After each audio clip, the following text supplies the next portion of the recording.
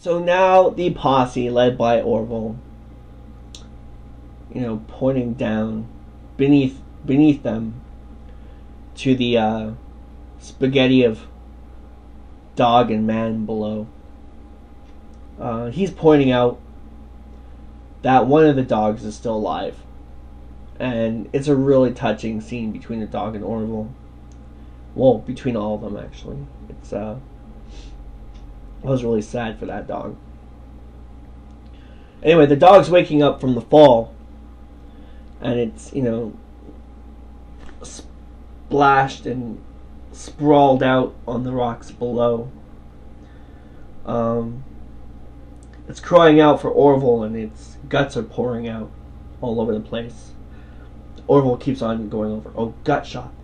That son of a bitch, because it's going to take the dog a long time to die. So, despite the dog being shot in the gut, the dog tries to stand up, but it keeps falling, and Orville ends up shooting it behind the ear while the intestines litter around, and Orville vows to get even, repeating gut shot over and over. And what are you waiting for? Let's hunt this motherfucker down. Well, he doesn't actually say mofo, but he remarks something similar. And with that, bam, Rambo blasts a hole right through Orville's chest.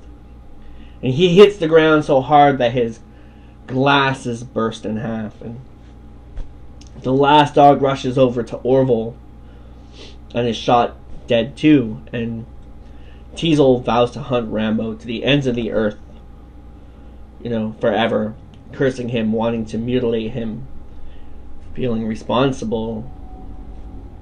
And the war between Teasel and Rambo has never been more personal as it is now. And he wants to strangle Rambo until his eyes pop out of the sockets. And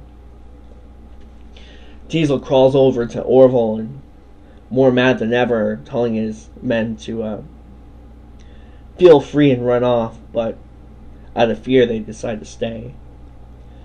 And Orville's still alive, and the men start bursting into delirium, and a rank gas comes out of Orville's chest wound, and Orville and Teasel share soft words, and pretty soon Orville's gone, lungs blown out. And Teasel radios for help,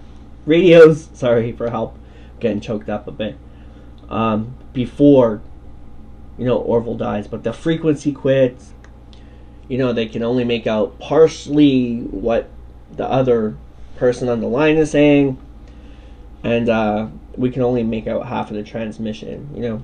The voice informs us that a giant electrical storm is on the way. He also brings forth, Rambo's ID and background, and we get that, you sure picked one hell of a guy to mess with, kind of thing, and from the movie, and now Teasel knows what he's dealing with, and so do the men, and the storm begins to seep in, and Mitch points out that Rambo's swinging around, and the rain begins to bathe them heavily and relentlessly, and almost burying them in water, darkness manifesting.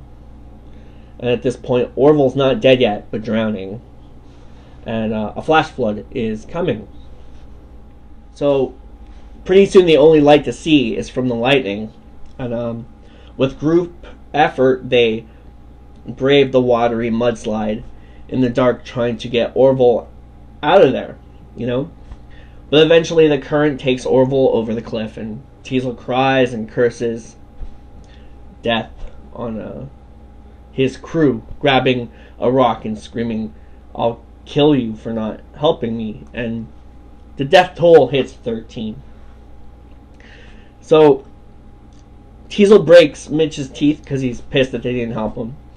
And then Mitch tells him that Lester and the others made a run for it, but he stayed with Teasel to still be in pursuit, to help Teasel.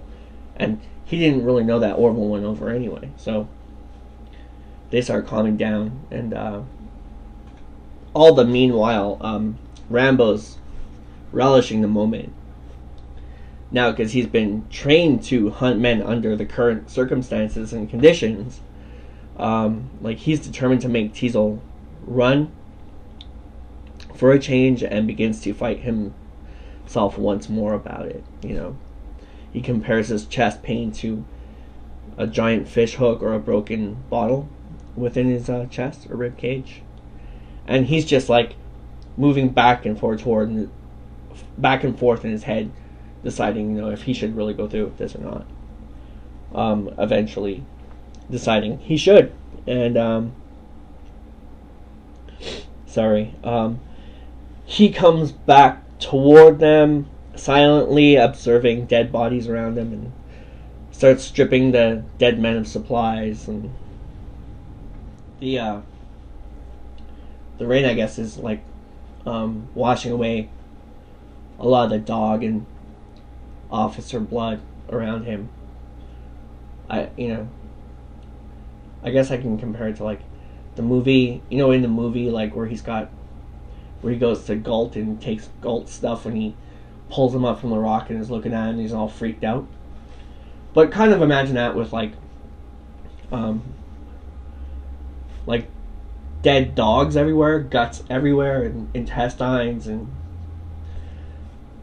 also like the man who fell off the cliff, his innards and blood and water, and it's rising up around him. And he finds a canteen and Colt Python revolver and a gun belt. Uses a pant belt to secure his ribs and help numb the pain, like numb himself up. Because they kind of compare the pain to, what does he say, like he feels like his organs are rubbing against the cheese grater that is the broken bone of his ribs inside his body.